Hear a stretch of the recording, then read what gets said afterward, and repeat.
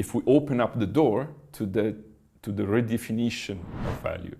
Because at that moment, then you own something, you have the technology to own part of the network, then you have the technology to create play to earn.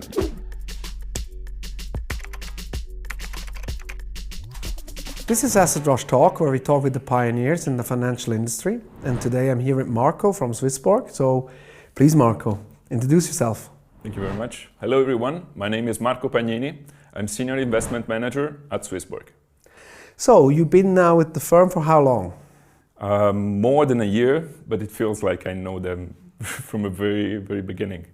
I was working at Swissquote at the time, and we were trying to build our first certificate over Bitcoin, so a crypto certificate.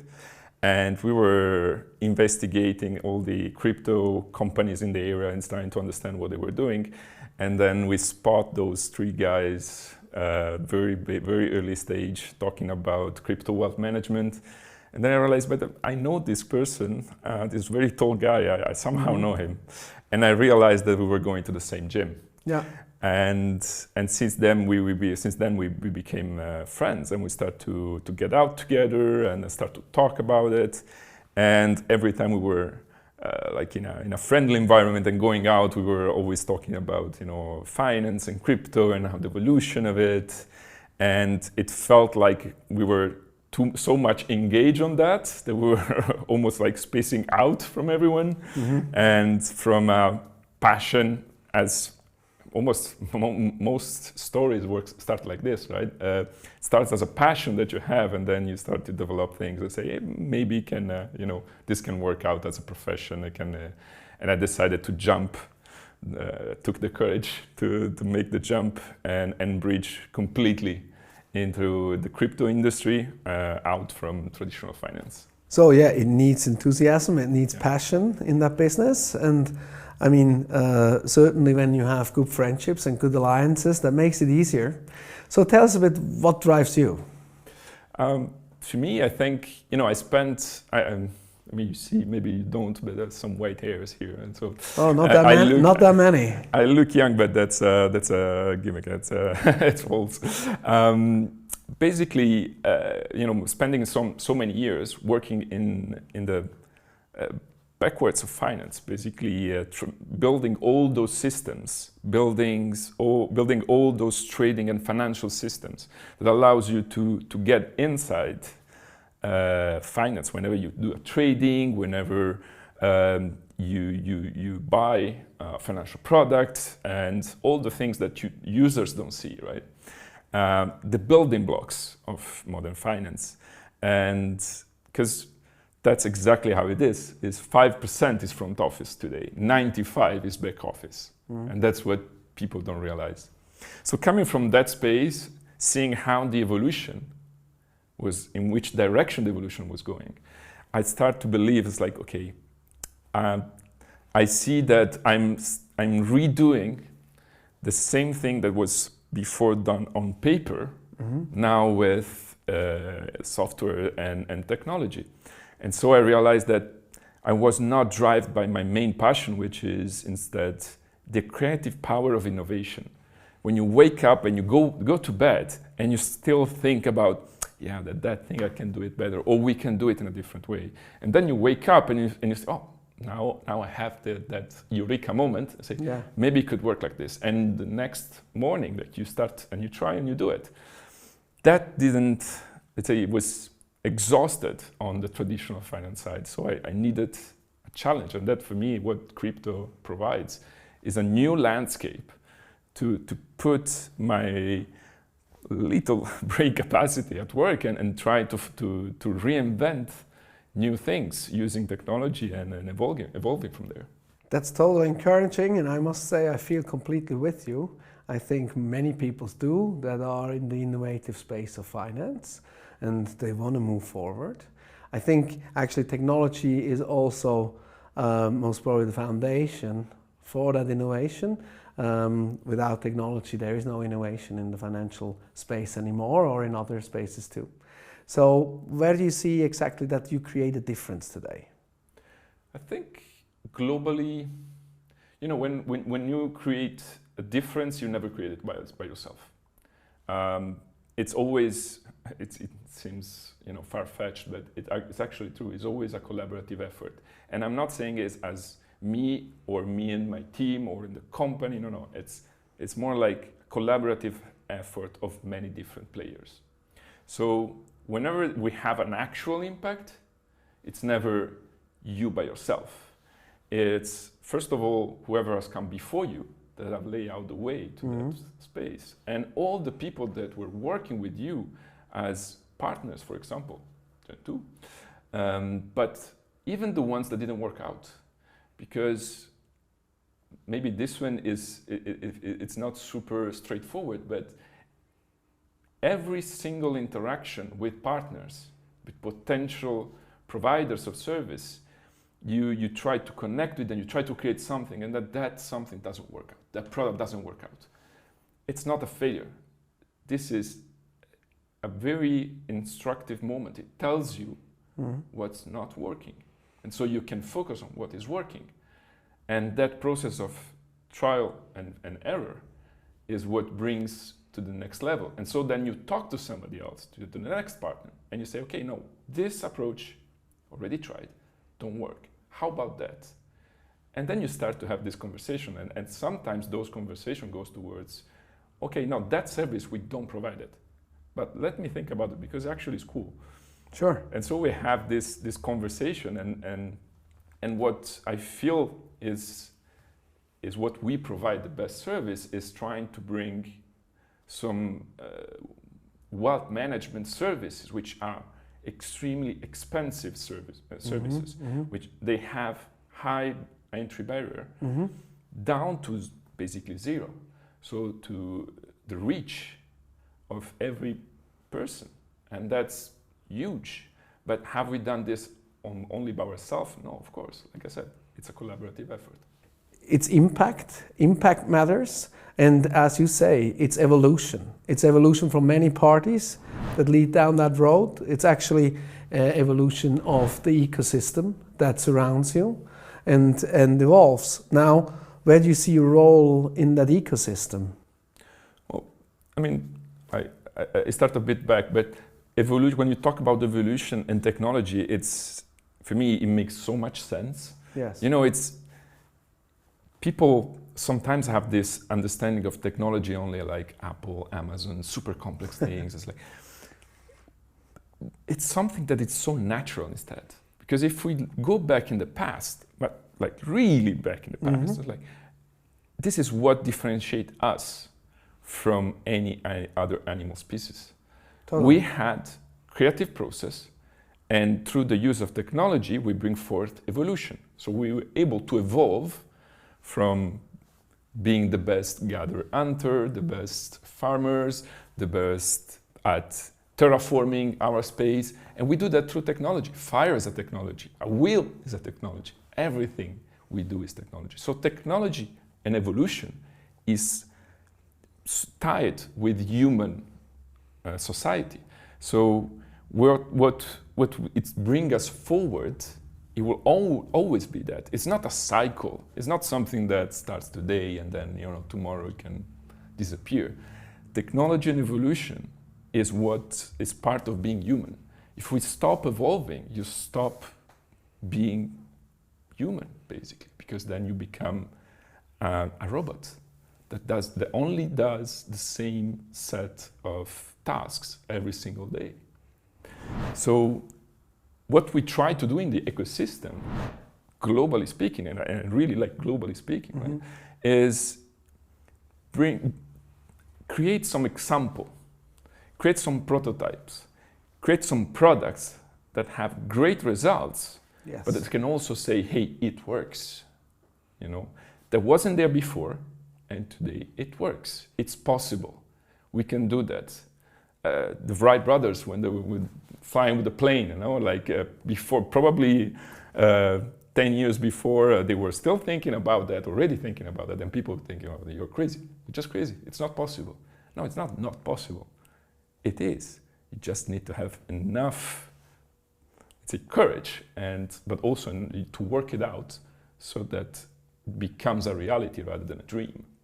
I totally agree with you. I mean, there is a lot of creativity that drives, and with that drives the technology and the evolution. So give us some example of the creativity at Swissborg today. I think that the best example is that our culture is based on trial and error. And whenever you fail, again, imagine as Galileo invented the scientific process. Okay, that's a given. But what was so powerful that it still lives on today is that you test it, you have an hypothesis, you test it, you analyze the results. Is it reproducible? Does it work out in every condition? Okay, then you can deduct something. So you look at a test. Everything is a test. You look at how it works. So what we do is that we try to put this into our culture, to make this become our culture, to try things. And if it doesn't work out, what have you learned from it?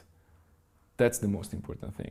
Like, do a retrospective. What have you learned from that can help us move forward? And we talk very often with our community. And it's a completely new, different approach, because companies never say, oh, sorry, we were wrong.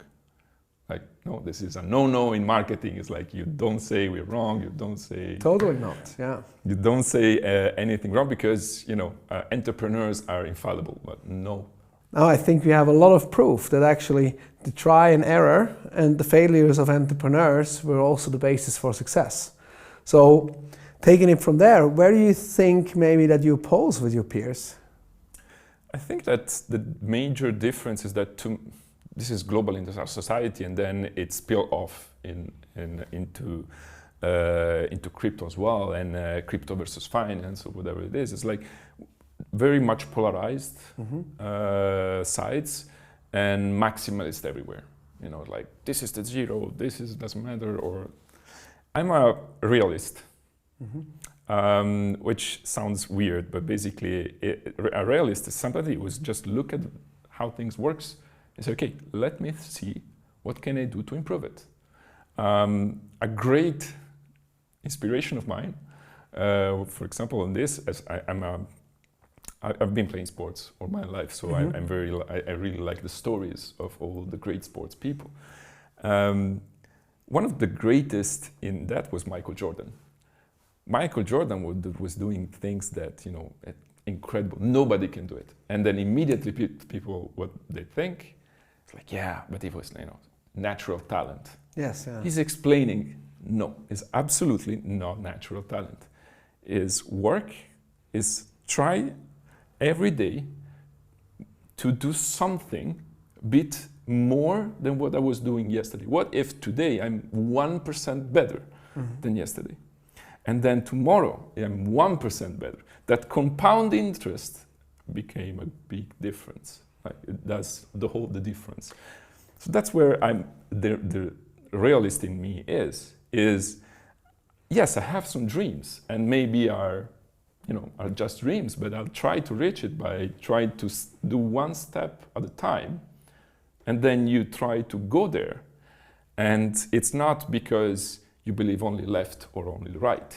It's because you see a path. It doesn't matter if it is distant, if it is far away. You just, one step of the way, you try to reach it. I mean, all these developments are based on know-how, and difference is created out of know-how. So where would you say that your special know-how lies today, to really drill down on this? Yeah, like personally, I think I'm a new form of expert in a sense. I'm a hybrid profile. I'm a software engineer that has been working in finance since a very long time. So I benefit from both sides of things, and that makes me like having a privileged point of view when I look at not just crypto, but I look at finance globally. And that's where the know-how for me comes, but it comes from many other in our company. Like, sometimes joking we say that we are a tech fin rather than a fintech. But we were talking about, I mean, the story makes sense, right? The story is is that crypto starts as an evolution or a revolution of finance. Sure. It's finance 2.0 if you want sometimes. It's not mature yet, of course. The dream is big, one step at a time. But this is, I think, where we stand as our USP, whereas know-how comes to play, is where we are really into looking at the financial aspect of things and the technological aspect of things, merging them together into a new form of analysis sometimes, because now we have off-chain and on-chain analysis, just to talk about some specifics. Sure. And these things will just evolve to be its own sector. In few years, you're going to see in Bloomberg's and CNBC, you're going to see analysis about the on-chain stuff and the on-chain data, the off-chain data. You're going to see people talking a bit more about the technology behind, differentiating and categorizing crypto instead of classifying everything into one single thing. Totally. And you see this evolution. You're already seen it. 2-3 years ago, we had this conversation. We would not be possible to see what we see today if you look at Bloomberg TV. Absolutely. No, I mean, you made big steps towards the right direction. All right, so now when you look at the future, developments also at Swissborg or in the crypto space or in the financial world, so what do you see there? I see two things, mostly. I think first is we still need, to grow the base, the user base, because we need to reach as many use cases as possible. It's not just to increase, the numbers. It's also because the more people you bring in, the more use cases you bring in, the more pain points you can solve, the more diversification in terms of product you can offer if you listen. And solutions you provide. Quickly. The second one instead is a general thing that I think is happening right now in the space, and it's a complete revolution of the term value. Because up until now, I think, and this is really recent, it's something that I thought about fairly recently. We always we associate value of how much money you have in the bank or success in general, which is difficult to we try to measure. quantify. We try to measure what is not properly quantified. But now, exactly. But now we started to see first it was meta, like the metaverse and gaming. It was a very, let's say, cloudy concept. It was not concrete, and then we started to define it as a play to earn. There is a space and a movement, play to earn. Okay, now start to make sense. Why it is valuable for me to spend my time, because I like playing video games, sure. And so I can earn, because I can create an economy out of it. Okay, next step, we had move to earn. So wait, I like doing physical activities, I like running, I like keeping shape, and this has an impact, not just for me, my life, but socially for everyone, for the healthcare system, for my health insurance, sure. Right? So I get an economy, and I can create via crypto a redefinition of the value that it is spending my time doing a physical activity. Okay, let's try to abstract. What if we pull up a bit? We are redefining the concept of value, because the moment you have a passion for doing something, meaning you are devoting time to do that activity, potentially there is a space that needs to be created to marketize that activity, to tokenize that activity, and create value, because people will resonate with that. People will spend time to do that. Next thing that I have in mind, but just don't quote me on that. It's going to be. We will. No. I don't know. Like if it is physical activity is important because it's important for the healthcare system. Sure. How about the mental? Yes. Side of it?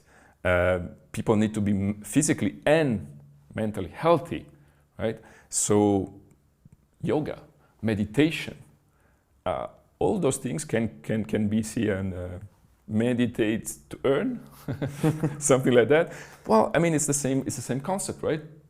There's nothing new in what we are doing. We are progressing to a conceptual line towards redefining the concept of value. I spend time doing this, you spend time doing that, then it has value. It certainly has a complete new definition of value, as you said, that what brings it forward. Now, how is that also being seen in a context of Web 3.0? I think it's in a simple way, you know, again, chart the evolution. Web 1, read. Web 2, write. Web 3, own. Mm-hmm. The concept of ownership bring in is like if we open up the door to the redefinition of value, because at that moment then you own something, you have the technology to own part of the network, then you have the technology to create play to earn, you have the technology to do move to earn, and you have to do whatever to earn. Okay, you need a catalyst to do that. You needed the catalyst of Web 2 to create the social media economy. Mm-hmm. Look how powerful is that right now. Unbelievably powerful. But you needed something that was there to spawn this new industry. So it's like seeds, you know, you need to have that. And I think, I mean, markets, you know, they follow the innovation. So True. Whenever things starts to pick up, they will not just let it go because they don't understand it. They will find a way to get there. So we went full circle on that. So when you say own, with that you redefine also the value that it has for you and for everybody in the ecosystem. Yeah, for sure. Totally agree. So now when we talk about the ecosystem AssetRush, what do you expect from that side? I expect mostly two things, I would say. First is to learn. There is no, for me, everything has to, you know, I keep coming back to that point, but, you know, you have to learn something out of every experience. So learn from, because I come from every one of us come from our bubble. Yeah. So you try to get, and the best thing you can do is try to learn about the other bubbles that are around you. So I come here and I expect to see people that have different views and most important, have different pain points, because that's what you want to do as an entrepreneur, to solve pains from other people. And the other is instead still on the learning, but is watch their reaction. Yes. Watch their reaction to understand, you know, that event when you bring everything together is like, okay, how about if up until now you were seeing pieces of the puzzle, and now I'm make you like do some steps back and see the whole frame. I mean, that's exactly why we do these asset rushes. That's exactly why we created the ecosystem, to actually let that happen. As you said, actually, to bring this together, the experience people made, the problems that people have, and the solutions that can be provided, and actually unite them to create a certain future of finance and to create a new positioning of values, and with that also how we interact with these values and with that creativity and learn from it. So what would be your direct address to the people in the crowd? I mean, you will do a presentation tomorrow, but what are your 1-2 takeaways for tomorrow? I think that my takeaways is it's going to be probably financial inclusion. I want to talk about that. I want also to see the value of pioneering new ideas and see the reaction. and shock maybe somebody, because Oh, hopefully you do. Yeah. Comes from a more static and more traditional approach, and trying to make it human. There is a value in having this human interaction like we're having right now, right? Sure. And which is we are re-understanding again. I'm not sure if re-understanding is a word, but understanding, rediscovering the value of human interaction. I think discovering is the right word, and I'm sure we will discover quite some reactions and also some interactions tomorrow. So I'm really looking forward to this. So thank you very much, Marco, here for these insights, and it was a great talk. Thank you for having me. Thank you so much. Thank you so much.